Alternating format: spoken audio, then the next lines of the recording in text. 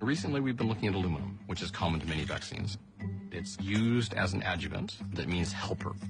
Without the aluminum, the vaccine basically does not provide any long-term protection. And so my research has looked at injectable aluminum and how it might impact the nervous system.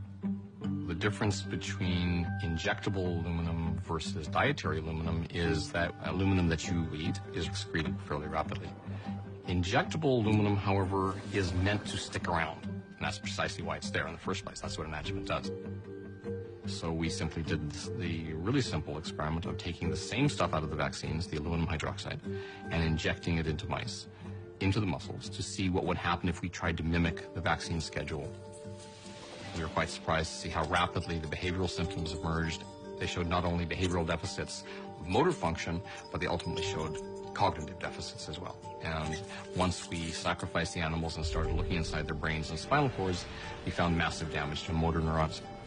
And so we may be creating the conditions for Parkinson's disease, Lou Gehrig's disease, Alzheimer's disease.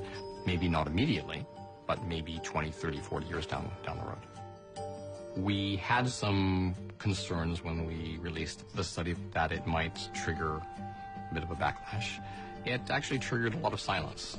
Pharma and the regulatory agencies largely ignored it, which is a very safe position to take, because if they wanted to counter what I've said with my studies, they should have just reached into their file folder and come up with their own study and said, Dr. Shaw is simply wrong because we did this study and look what we found.